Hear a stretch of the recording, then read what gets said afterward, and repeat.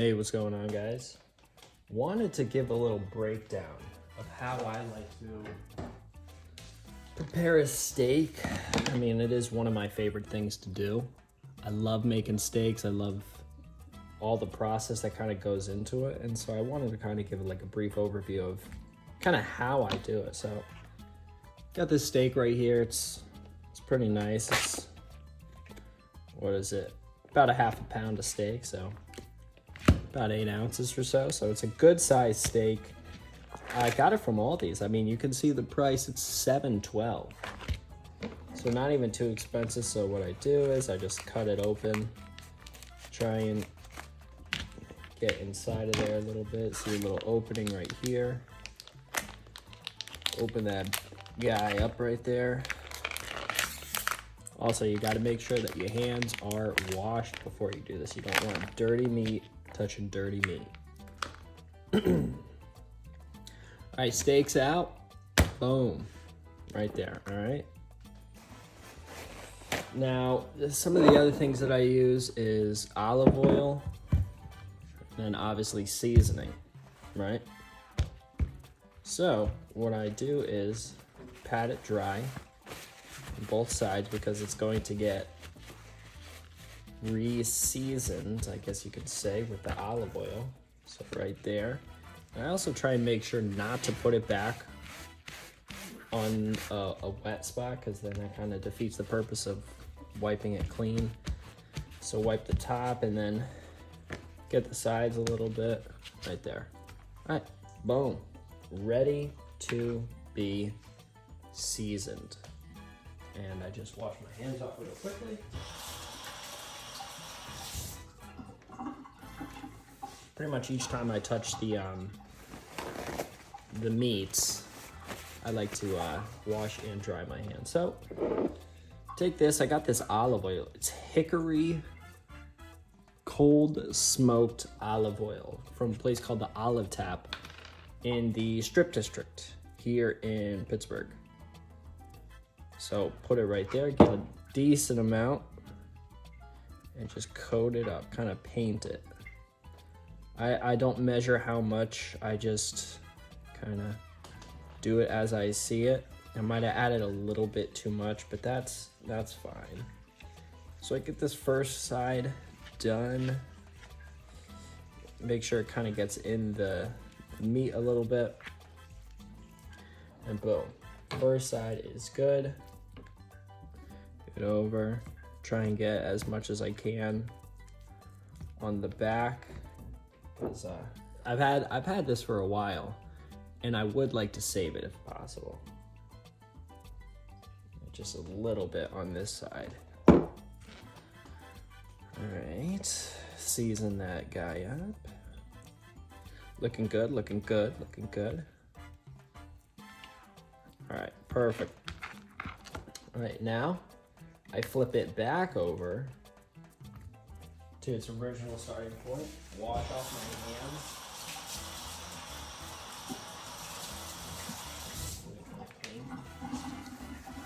Dry them off. And then it's time to season. This is Montreal steak seasoning. Got this from Costco. Don't ask me how much it is. I couldn't tell you. So let's open this guy up.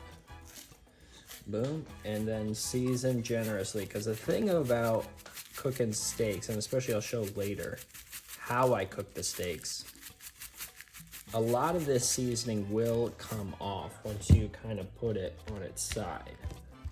So season very generously. Boom, right there. Oh, that boy's smelling. It smells really good.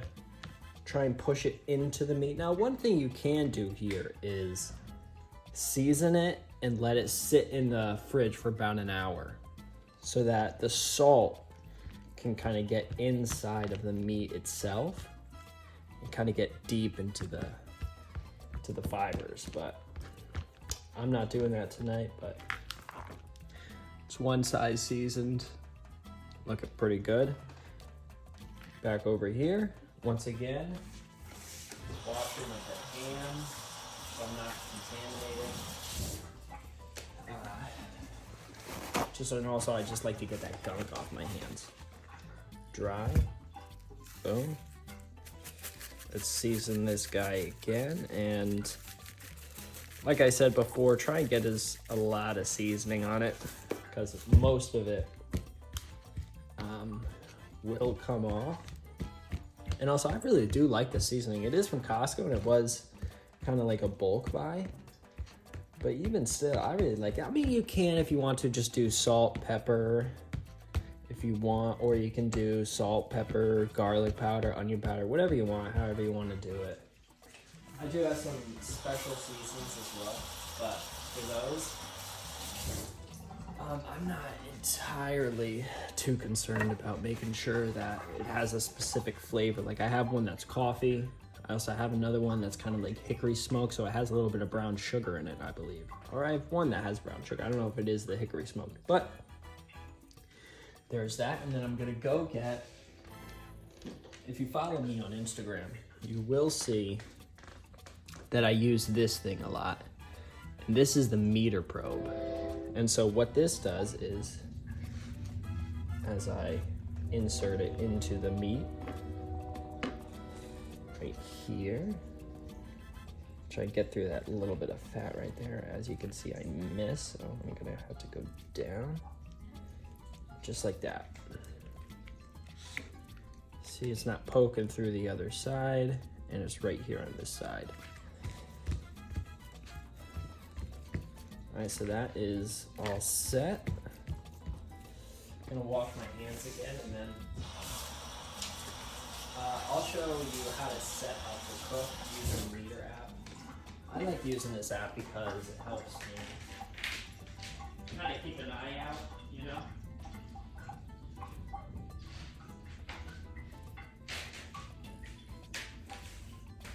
So, let's go here to the Meter app. Let me wipe off the screen a little bit. All right, no cook setup. Perfect. Boom. Set up cook. Low temperature detected. Of course it is. Steak.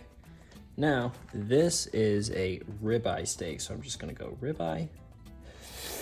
I tend to try and do around 130 to 135. I'll do just 135.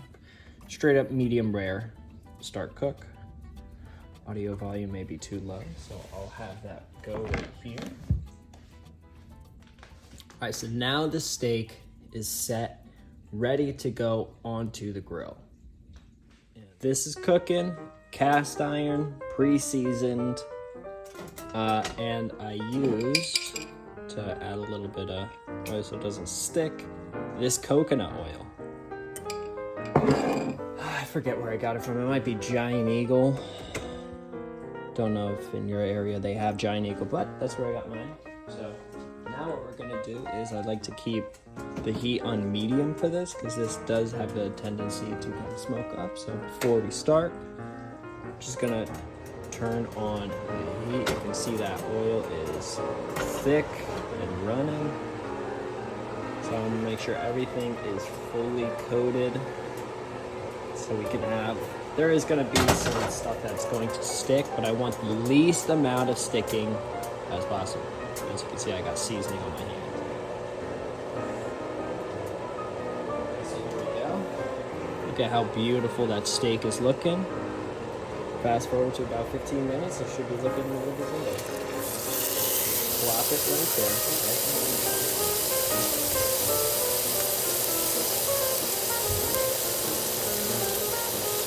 Nice little hand wash.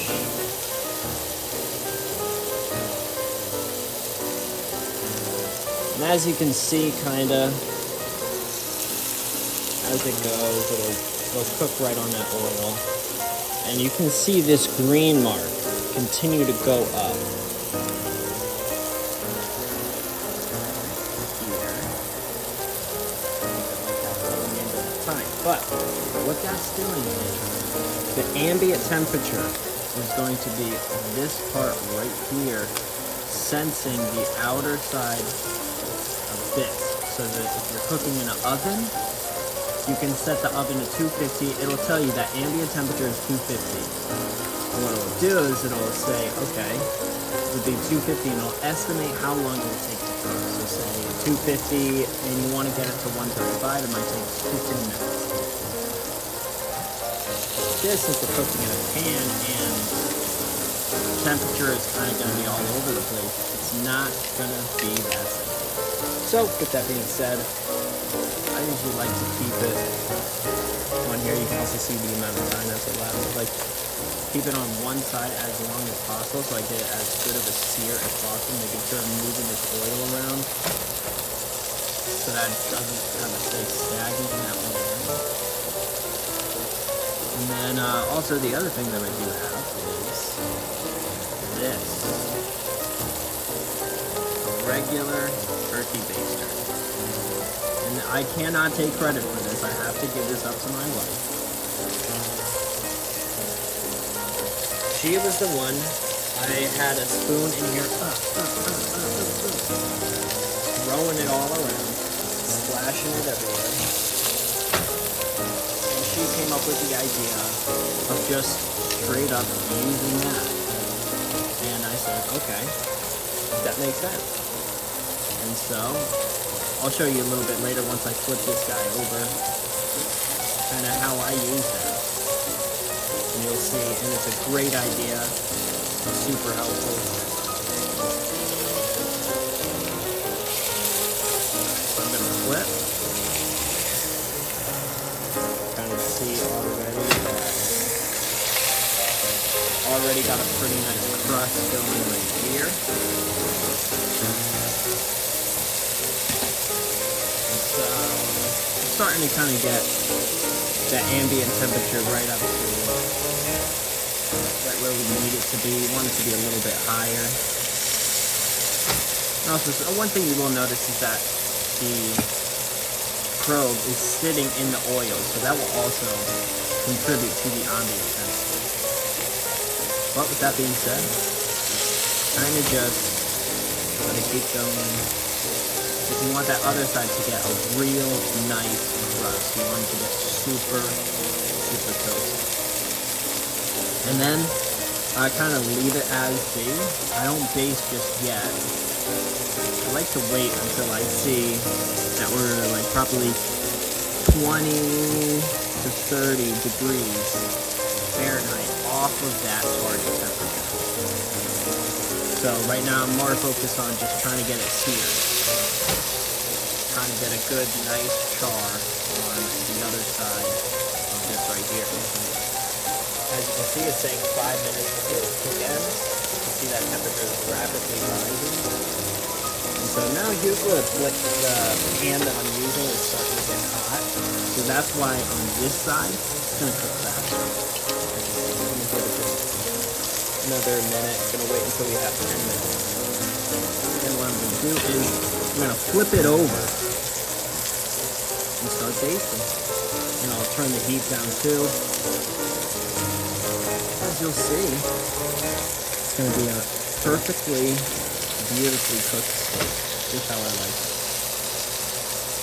So one of the things that I love about using the meter probe is if I were to be doing this right now with a regular thermometer, I would be putting it in the center of this, taking it off every so often. And part of that would be, I'm also touching the pan, well, touching that pan, while also getting inside of it. One thing with the meter is that it tells you the outside, the ambient temperature, as well as the inside. That pretty nice crust. Now, we're getting pretty close. What I'm going to do is I'm going to turn the heat on low. Turn the pan over so all of that juice gets to one side. Suck it up. Try not to get so much pressure and spray it so hard that the seasoning comes off, because you want as much of that seasoning on as possible. Once again, take that right there. It's going to be a perfectly cooked steak. It's gonna be beautiful. As you can see, we're starting to get there. About 2 minutes remaining. It also gives you notifications. You can set up your own notifications in case you want to reverse here. I've tried it. I'm not as good at that as I normally am with other things, but I'm gonna turn it over once again and start basting this side. It's getting pretty close to finishing this.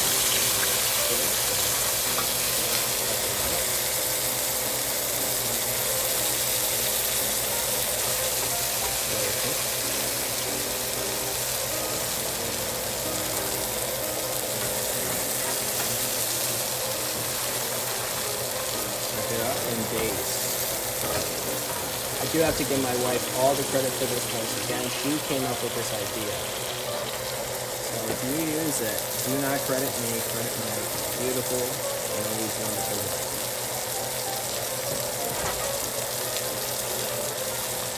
Look at how that's looking. So now it's the time where I'm going to get a plate. So that I can be ready for the turn off the heat so I get as much as I possibly can. See, it says remove from heat. All right, we are ready to eat.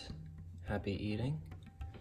Give you a brief overview of kind of how we did. That green line is the ambient temperature. And that little purple line is the peak temperature, also the internal temp. You can kind of see the grade that it gave us right here of how it's going to be. Right there in the medium well, right where we want it.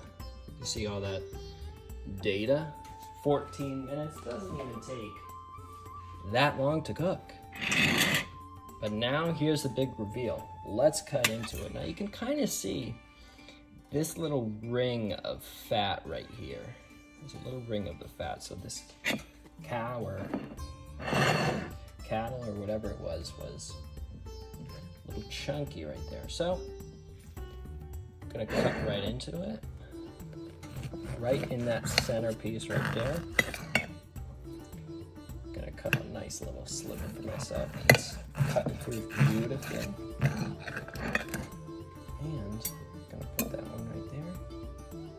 Take this guy, flip it right there. Look at that.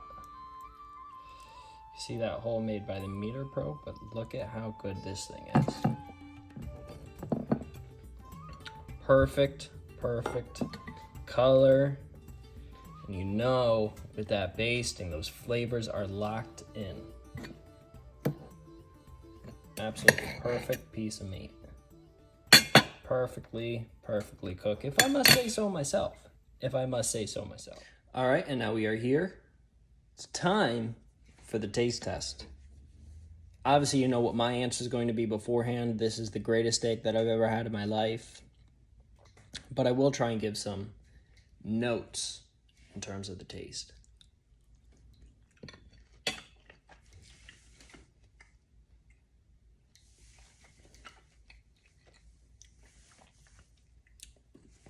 Okay, so here's the first thing I get right off the bat.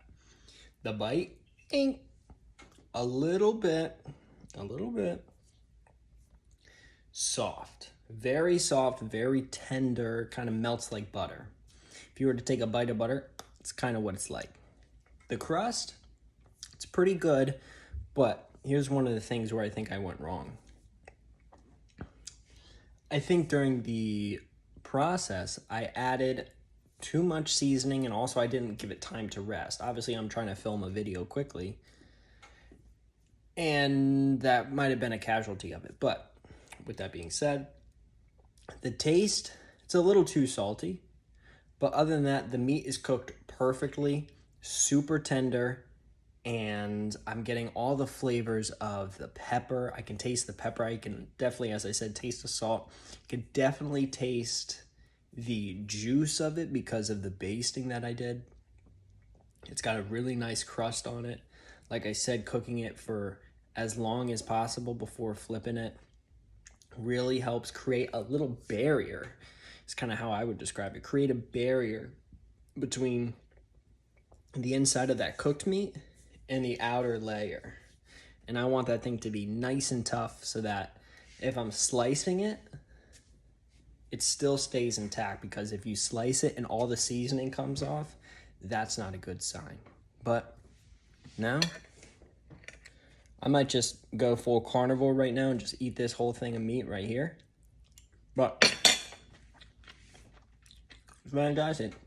Like I said, a little too much salt, but that's fine. I'll be able to go on a run or something and use these electrolytes to fuel my body for our workout tomorrow, because I'm gonna go to the gym and I'm gonna burn this guy off. I'm gonna use this as fuel, the protein that's in this. Fantastic meal.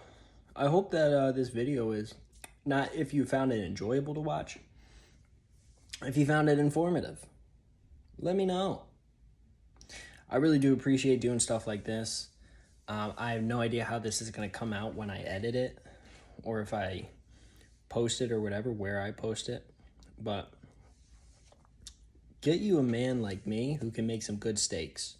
Not to toot my own horn. Like I said, little too much salt. So maybe next time go lighter on the seasoning, or maybe same amount of seasoning, but let it sit. Let it sit so that it can get deep within it. But thank you so much for, if you got to this part of the video, thank you for watching. Thank you for the support.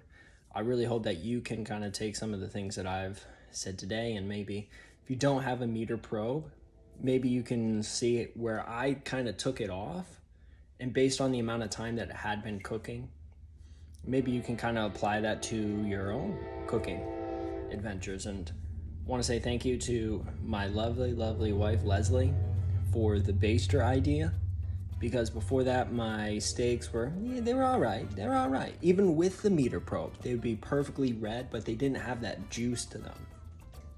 Whereas this, off the charts.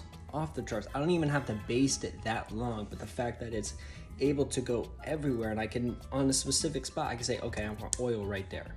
Boom. Perfect, perfect. And also I'm using coconut oil too, so it's not even butter really. I don't add any rosemary or figs or anything like that. Sometimes I'll put some garlic powder in there if I want to get a little garlic, but for the most part, I just leave it as is. Thank you so much for watching this video. Go eat some meat. Go eat it, prepare it. I hope I brought you not only some entertainment, I hope we gave you some good tips. Thank you so much for watching this.